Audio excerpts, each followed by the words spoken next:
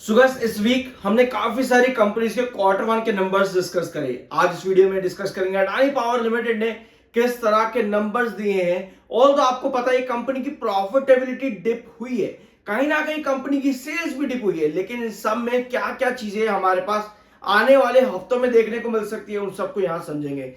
Chart patterns के लिए आप मेरा पिछला वीडियो देख सकते हो ऑन अडानी पावर, जो कि आप में से काफी लोगों ने मिस कर दिया था क्योंकि हार्डली 200 ही व्यूज थे उस पर। रेजिस्टेंस क्या था सब मार्क करे, उसके बाद शेयर में करेक्शन भी देखने को उसके बाद मिली थी जहां पे हमने रेजिस्टेंस मार्क करे। बट अब क्या अपॉर्चुनिटीज है समझते हैं। वीडियो को एंड तक देखना, चैनल को सब्सक्राइब कर देना। अगर किसी भी पॉइंट पर आपको लगता है कि ये चैनल सब्सक्राइब करने लायक है तो ही करना।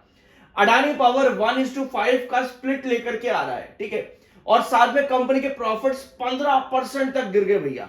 15% तक प्रॉफिट गिरे और 1:5 का कंपनी स्प्लिट लेकर के आने वाली है, ठीक है। अभी स्प्लिट की डेट जो है कंपनी ने मेंशन नहीं करी है कि क्या स्प्लिट की डेट कंपनी की रहेगी। वो आने वाले कुछ दिनों के अंदर शायद कंपनी उस पर अप्रूवल तो ले चुकी है, बट डेट जो है कंपनी आने वाले दिनों के अंदर मेंशन कर देगी। ये कंपनी ने आपको यहां पर बता दिया है। लेकिन एक क्वेश्चन आपका था कि भैया स्प्लिट का मतलब क्या होता है, स्प्लिट से हमें क्या फायदा होगा।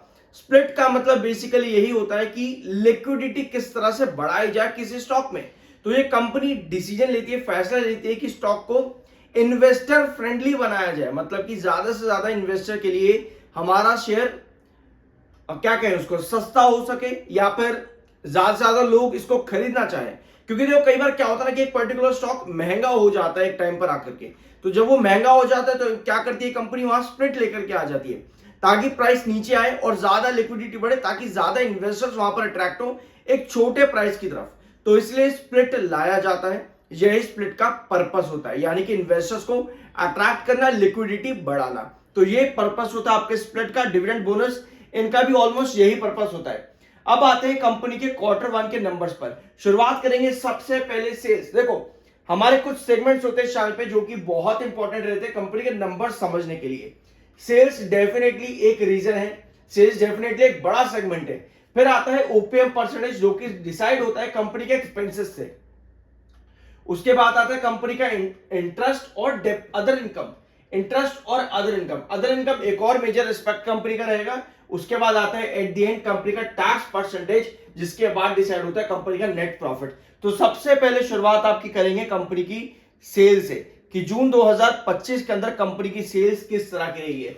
तो भैया ये रहा जून 2025, 14,109 करोड़ की कंपनी की आई है सेल्स रेवेन्यू, यानी कि इनकम, जो कि क्वार्टर ऑन क्वार्टर बेसिस पर एक डिप है।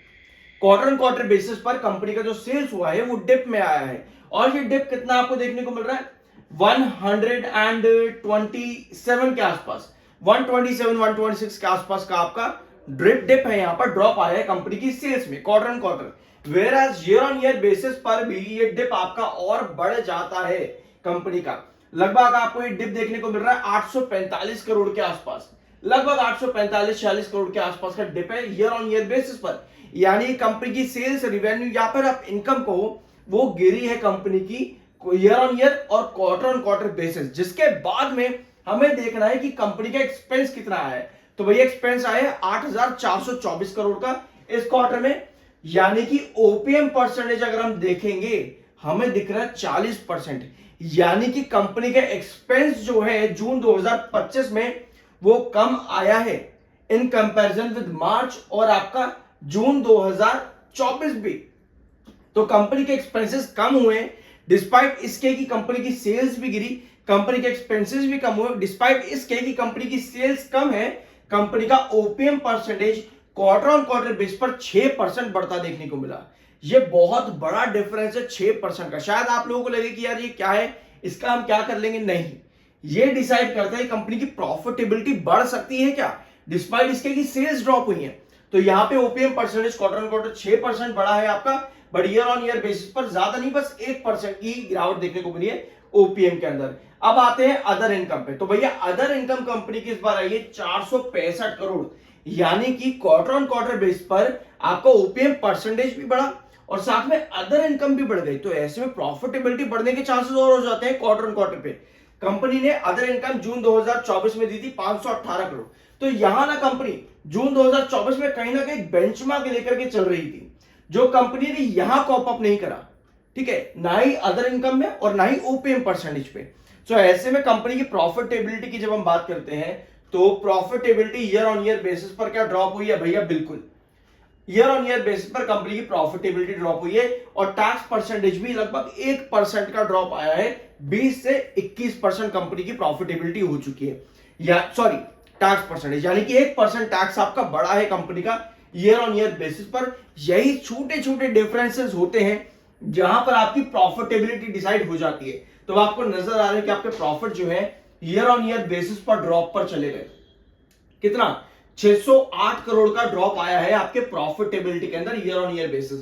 Whereas quarter on quarter basis पर कंपनी की प्रॉफिटेबिलिटी बढ़ी है 400 और 300, 700, 706 करोड़। 706 करोड़ के प्रॉफिट्स कंपनी के बढ़े हैं क्वार्टर ऑन क्वार्टर बेसिस पर।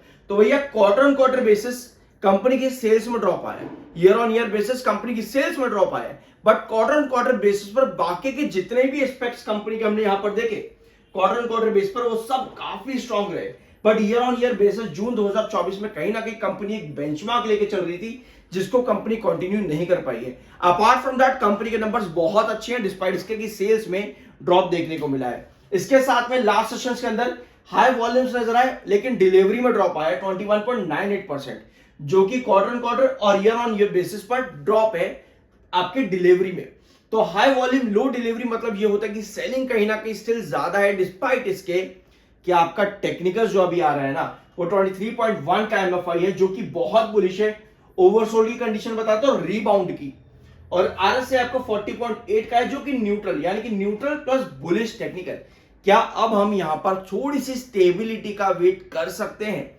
लास्ट वीडियोस के अंदर मैंने आपके साथ चार्ट में डिस्कस किया था अडानी पावर का, उसको चेकआउट करना। साथ में ये टेक्निकल्स और जो वॉल्यूम डिलीवरी हमने यहां पर देखी उनको चार्ट्स पर रख करके चेकआउट करना।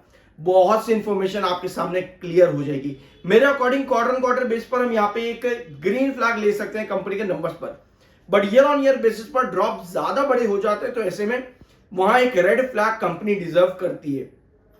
अगर हम ओवरऑल कंपनी के नंबर देखें तो मेरे हिसाब से एक रेड और येलो फ्लैग हम लेके चल सकते हैं, दो फ्लैग्स लेके चलेंगे, रेड और येलो साथ में ओवरऑल कंपनी के नंबर्स पर। बाकी आपका क्या ओपिनियन है? क्या नंबर्स आपको कंपनी के अच्छे लगे तो कमेंट बॉक्स में यस लिखना, अगर नहीं तो कमेंट बॉक्स में नो लिख के आप अपना ओपिनियन शेयर कर सकते हो। आई होप कि वीडियो आपको पसंद आया होगा। बाय सर की कोई रिकमेंडेशन नहीं है, मिलता अगले वीडियो में। सो गाइस इस वीक हमने काफी सारी कंपनीज के क्वार्टर वन के नंबर्स डिस्कस करे। आज इस वीडियो में डिस्कस करेंगे अडानी पावर लिमिटेड ने किस तरह के नंबर्स दिए हैं। और तो आपको पता है कंपनी की प्रॉफिटेबिलिटी डिप हुई है, कहीं ना कहीं कंपनी की सेल्स भी डिप हुई है, लेकिन इस सब में क्या क्या चीजें हमारे पास आने वाले